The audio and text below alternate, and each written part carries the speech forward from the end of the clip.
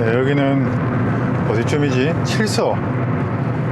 안개가 엄청 끼었습니다. 와, 오늘 가는 길이 만만치 않을 것 같아요.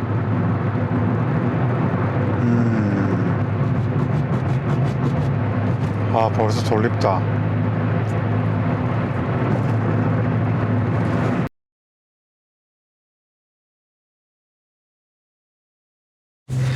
네, 방금 집사람이랑 밥을 먹었습니다. 샤브샤브집 가서 밥 먹고 돌아왔네요.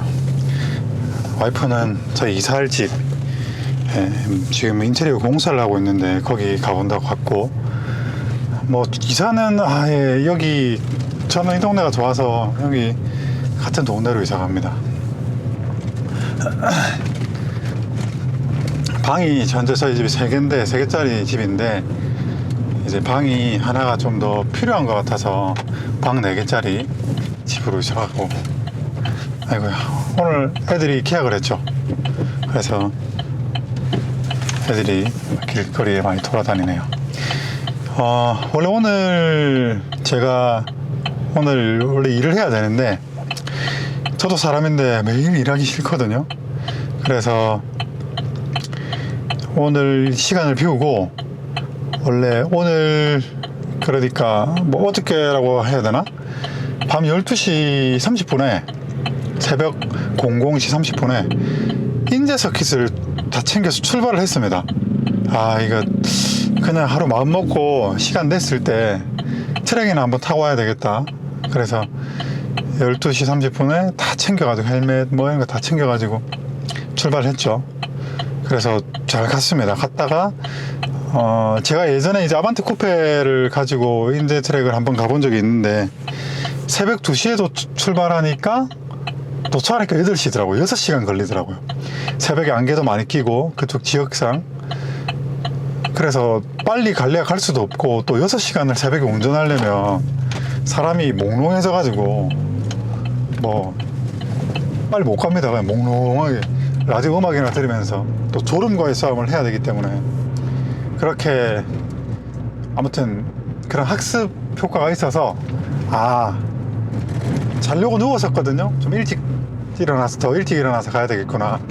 그래서 자려고 누웠는데 잠이 안 와서 안 되겠다, 그냥 이럴 것 같으면 미리 출발을 해서 가다가 졸리면 자야지, 이런 마음을 먹고 출발을 했습니다. 12시 30분에 예상 도착 시간이 그때 도착하니까 6시? 뭐 이렇더라고요. 새벽이니까 차가 없으니까. 그래서 영산, 그러니까 한 100km쯤 달려가서 너무 졸린 겁니다. 1시 반 정도 됐죠.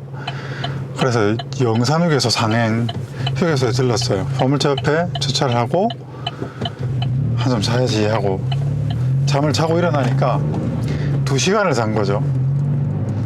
3시 반이더라고요, 일어나니까. 그래서 정말 고민이 됐습니다.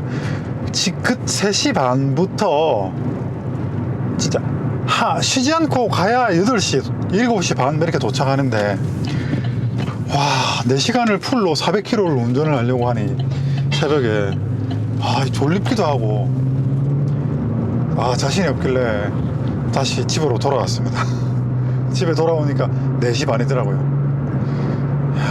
새벽에 그 4시간 동안 새벽에 무슨 혼자 꼴값을 떨었는지. 그래서 이게 예전에는 진짜 못 모르고 당일치기 인제 트랙을 다녀왔는데, 지금은 한번 갔다 왔기 때문에 알잖아요. 가면서도 이거 내가 과연 갔다가 트랙 타고 복귀할 수 있을까? 또 복귀하면 시체가 되지 않을까? 이제 그런 자꾸 생각이 들면서 돌아갈까? 1박 2일로 올까? 아니면 혼자 말고 이렇게 지인들하고 누군가 같이 올까? 이런 생각이 막 만감이 교차하면서 에라 모르겠다, 돌아가자, 그런 생각을 갖고 왔습니다. 그래서 아침에 11시에 일어나서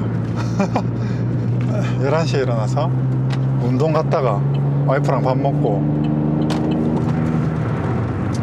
어저께 캐딜락 사놓은 거 저거 차 잘 있는지 한번 보고, 그래서 이제 지금은 사실은 일하긴 싫고 영상 편집 같은 거 한번 붙잡으면 몇 시간씩 또 해야 되고, 저도 사람인지라 쉴 때는 좀 쉬고 싶거든요. 그래서 일정을 다 빼고 지금 와인더스 게러지로 출발했습니다. 가서 뭐 지인들하고 뭐 몇 명이 있는지 모르겠지만 그냥 좀 쉬다가, 아무튼 뭐 차를 팔긴 팔고 사긴 샀는데, 뭐 이제는 저는 뭐 차를 사고 팔면 뭐 설레이거나 뭐 막 기분이 막 붕 뜨거나 그런 건 없습니다. 그냥 그런갑다 이런 생각이 많이 들고, 그냥 새로운 거를 한번 궁금해서, 단순히 궁금해서 한번 시승을 해보는 게 아니라 저는 한번 소유해보고 싶은 생각이 들거든요. 그래서 이제 차를 자주 바꾸는 편이긴 한데, 참 돌이켜보니까, 지난 세월을 돌이켜보니까 그냥 M3 같은 거 하나 사서 최소 한 5년 정도씩 이렇게 끌고, 지금 뭐 그렇게 했으면 사실 차가 비싸긴 하지만 전체적인 총 소요 비용은 그게 더 합리적인 방법이 아니었을까 라고 생각을 가끔 해보긴 하는데, 그랬으면 오늘날에 제가 업계에서 없었겠죠. 사실 저는 바퀴 달린 거를 다 좋아하기 때문에 편견 없이 최대한 보려고 하고, 그래서 뭐 전 대형면허도 있어서 저런 거 군에서 트레일러도 몰았었기 때문에 대형면허도 가지고 있고, 트레일러 면허, 저기 뭐지, 대형 버스 면허도 있고 그렇습니다. 제가 유튜브를 시작하게 된 참 계기가 바로 어떻게 보면 대형면허 운전한 거 있거든요. 그게 어떻게 보면 유튜브를 시작하게 된 그 촉매가 된 것 같아요. 왜냐하면 그때야 뭐 저 직장 생활을 했었고, 대형면허를 제가 이제 군에서 중차량 운전 면허가 있었기 때문에 제대하고 그때 대형면허를 저기 증명서, 자격증명서 끊어가지고 제출했으면 대형면허를 바꿀 수 있었는데, 제가 늦게, 뭐 제대하고 나니까 뭐 얼마나 좋아요, 할 것도 많고, 그러니까 늦게 차량 등록 사업소를 갔더니 이게 바뀌었다는 거예요. 제도가 안 된다는 겁니다. 그래서 대형면허를 뭐 아예 뭐 내가 뭐 큰 차 운전할 일도 없는데 하면서 직장생활 하면서 지내가다가 그냥 올해는 대형면허 하나 따볼까? 대형면허 따고 나서 트레일러 면허 하나 따볼까? 이런 생각이 있었어요.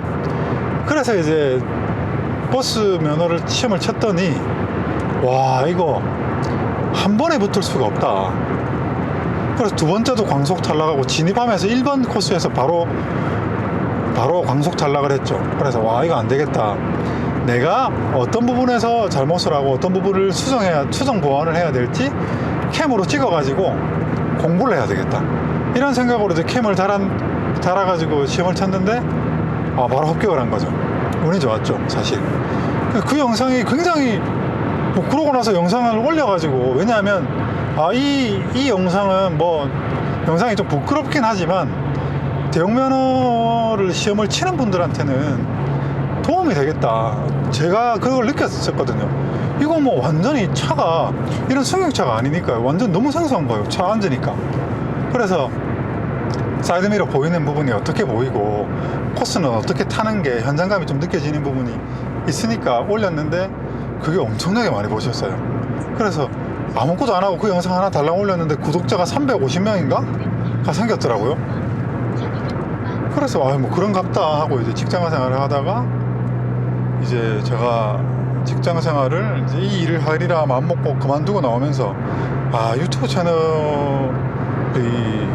참 그런 거구나 하는 것을 약간 느끼고 오늘날에 이르고 있습니다. 물론 지금도 뭐 사실 뭐 구독자 뭐 10,000명 완전 저기 시골 동네 총구석 저기 듣보잡 허접한 채널이지만, 저는 뭐 구독자를 그렇게 연연하려고 노력하지는 않습니다. 뭐 그냥 뭐 그런갑다. 내가 못 났으니까 이 정도밖에 안 되는 거지. 뭐 그래서 그러고 있습니다. 근데 뭐 이렇게 영상, 뭐 꼭 일하는 영상도 좋지만 이런 일상 영상들도 또 좋아해 주시는 분이 계시는 것 같아서 이렇게 찍어서 올리고요. 아무튼 트랙 주행을 빨리 하고 싶은데 경남 부산권에서 너무 멀어요, 모든 트랙이. 그나마 영암이 좀 가까운데 영암을 갈까? 근데 인제 트랙을 타보고 싶거든요. 왜냐하면 뭐 영암이나 태백 뭐 이런 데는 비교적 정기적으로 가고 있고, 저기 인제 트랙은 너무 멀기 때문에 진짜 다 각오해야 되거든요. 각오하지 않으면 안 가지기 때문에 또 이런 일상에서 바쁘다는 핑계, 그러니까 잘 안 가지네요. 사실 혼자 가기보다는 2명 혹은 여러 사람들, 뭐 요즘 뭐 코로나 때문에 막 많이 모이긴 그렇고 한 2-3명 정도와 같이 가는 게 좋거든요. 장거리 운전도 좀 덜 심심하고, 또 혹시나 만에 하나 차에 문제가 생겼을 때도 또 좀 해결하는, 좀 머리를 맞대어서 해결하기가 편하고. 그런데 아무튼 오늘도 참 그런 새벽에 생쇼를 하고 가지는 못했습니다. 아무튼 이 차가 지금 사실 트랙을 타서 좀 좋은 기록을 내려면 D시트 드러내고, 또 트랙 탈 때 기름도 뭐 진짜 한 3분의 1 정도만 넣어가지고 타야 되는데, 또 타이어도 좀 적당히 이제 깎인 거, 이 타이어 차이가 굉장히 많이 나거든요. 사실은 원메이크 시합차들은 거의 같은 그 재원차를 가지고 경쟁을 하는 거니까, 이렇게 쉽게 말하면 차를 앞에 보내놓으면 추월하기가 너무 힘들어요. 진짜 너무 힘들거든요. 그래서 코너에서 진짜 무리한 추월을 해야 된단 말이에요. 옆구리를 막 옆볼때기를 갖다 때려 박아가지고 막 저쪽으로 보내버린다든지. 실제로 원메이크 경기는 살벌합니다. 전투예요, 전투. 아무튼 동일한 스펙을 차를 가지고 뭐 경쟁을 하는 게 굉장히 힘듭니다. 그러니까 실수를 한번 하면 추월 당하고, 막 한번 실수하면 우르르 한 4-5대 지나가 버리고 이러기 때문에 또 별의 별. 보통 그래서 원메이크가 첫 해는 뭐 그냥 사람들이 그냥 막 달리는데, 이제 2번째 뭐 이렇게 되면 노하우가 생겨가지고 별의 별 트릭을 가지고, 뭐 트릭이 아니죠, 이건 노하우라고, 실력이라고 봐야죠. 실력의 영역입니다. 이제 뭐 어떻게 뭐 얼라이먼트를 뭐 규정에 걸리지 않을 정도로 얼라이먼트를 뒷바퀴가 잘 돌아가게 한다든지, 토어를 막 은박지를 넣어가지고 막 한다든지, 뭐 그런 사람은 없겠지만 뭐 매핑을 한다든지 뭐 있겠죠. 뭐 그리고 타이어 같은 경우가 특히 큰데 타이어를 깎습니다. 타이어가 원래 정상적으로 이렇게 운행을 해서 마모가 되지 않습니까? 그게 아니라 이 컴파운드가 뭐 2가지 효과가 있죠. 뭐 복잡하게 할 거 없이 쉽게 말하면 타이어의 직경이 줄어요. 타이어의 전체 둘레가 타이어를 적당히 깎아버리면 타이어가 작아지는 효과가 있단 말이에요. 발팅 가속도 좋고, 그 다음에 타이어와의 트레드의 홈이 깊으면 이 트레드가 논단 말이에요. 그거를 뭐라고 해야 되나, 차가 그만큼 놀아요. 그러니까 이게 접지는 차가 하중을 받고 접지를 버티고 하는 게 어떤 시간의 또 개념이 있기 때문에, 그 트레드가 깊을수록 하중을 넘겼을 때 다시 그 피드백으로 돌아오는 그 시간이 길어져요. 쉽게 말하면 차가 출렁거리는 거죠. 바로 탁 받치는 게 아니라. 그래서 아무튼 설명이 이상한 말을 하고 있는데, 아무튼 타이어가 작아지면 굉장히 차이가 납니다. 그래서 이게 랩타임 1바퀴 2바퀴로는 별 차이 안 나는데, 이게 몇 바퀴 돌다 보면 차이가 나요. 그래서 새 타이어를 깎아가지고 타는 사람들이 빨라요. 초가 못 따라갑니다. 그래서 물론 뭐 그마저도 실력으로 커버하는 일부의 사람들도 있겠지만, 대부분의 그런 아마추어 레이스에서는 그런 트릭이 굉장히 잘 통하죠. 특히 경차는 특히 그렇습니다. 말씀드린 대로 이게 풀옵션 차라서 차가 무겁단 말이에요. 그리고 D시트 달고, 그 다음에 경량화 안 하고 이렇게 트랙 타면, 제 생각에는 지금 제 차 이 상태로 타면은 인제 트랙 기준 2분 20초 찍기 빡칠 것 같은데, 너무 엄살인가? 아무튼 그럴 거예요. 이게 원메이크 경기 때 경량화, 온갖 경량화 다 하고, 차 온라인 셋업 다 하고 해서, 타이어 셋업 다 하고 해서 뭐 2분 10초 초반 이렇게 나오거든요. 그러면 거의 뭐 포디움권이죠. 근데 아마 제가 지금 이 상태, 저의 실력으로 인제를 타면 2분 20초 정도가 아닌 게, 2분 20초가 만만한 초가 아닙니다. 진짜 만만한 초가 아닙니다. 2분 20초 정도가 나오지 않을까. 이렇게 말하고 그렇게 못하면 이게 참 쪽팔린 일인데, 근데 뭐 괜찮아요. 뭐 제가 뭐 실력이 그 정도니까. 아무튼 트랙은 이 설 전에 꼭 가보도록 하겠습니다. 왜냐하면 사실 제가 이 차를, 제가 알튠 차, 스파크 온메이크 차가 세대째인데, 이 차 가지고 트랙 주행은 예전에 스파크 온메이크 할 때 제 친구랑 같이 갔을 때 그때 바꿔 타서 한번 탄 적이 있는데, 그때 외에는 없거든요. 네, 뭐 아무튼 그렇습니다. 이게 아마 저분이 제 차가, 저도 이제 차로 변경을 해가지고 안 보여서 그러셨을 것 같아요.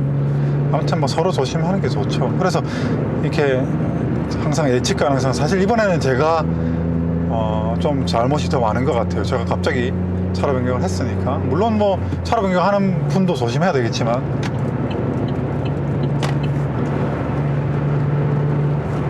트랙 주행해야 되는데 요즘에는 일반 도로에서 한계 주행을 당연히 안 하고 있고, 그냥 뭐 이렇게 일상에서 천천히 타는데, 와인딩도 잘 안 가고 요즘에는. 근데 차는 이렇게 한계 주행을 이렇게 주기적으로 해 봐야지, 내 차의 컨디션이 어느 정도이구나, 또 내가 잊고 있었던 또 자동차의 또 감각, 그런 것도 새록새록 살아나고 이러거든요.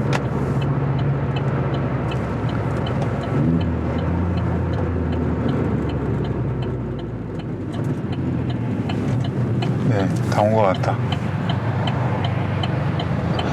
거의 다 왔습니다. 아무튼 그렇습니다. ATS하고도 좀 친해져야 되고, 뭐 그거야 뭐 아직 시간이 많이 있으니까 일단 엔진오일 좀 갈고, 디퍼런셜이라든지 이런 거 오일 좀 갈고 타야죠. 네. 또 ATS 같은 경우는 이제 아무래도 미국 차니까 미국에서 직구하면 될 부품들이 많습니다. MRC 댐퍼부터 시작해서 뭐 진짜 직구하기가 너무 좋은 브랜드 중에 하나고, 또 사실 저게 한국 GM에서 지금 판매하고 있는 뭐 알리브라든지 뭐 이런 세월호 차저라고 공용되는 부품들이 제법 있거든요. 아무튼 뭐 유지하는데 생각보다 그렇게 비싸다 이런 생각은 저는 들지 않더라고요. 물론 어디 갖다 박아가지고 파손 소리는 비쌀 수 있겠죠. 아무래도 차가 많지 않으니까. 그거는 부품의 이제 수급이나 시중에 풀려있는 부품의 정도에 따라서 가격이, 그러니까 공급에 따른 부분이기 때문에 그건 어쩔 수 없는 거고.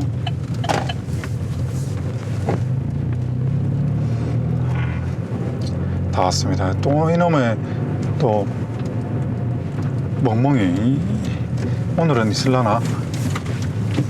당연히 있겠죠. 어디 있을라나 이놈이. 저기 있네. 저 자식 저기 있네. 오늘은 짖지 마라. 그래도 제 차를 좀 봐서 그런지 별로 안 짖네 오늘은. 헐, 다들 밥 먹으러 갔나 보네.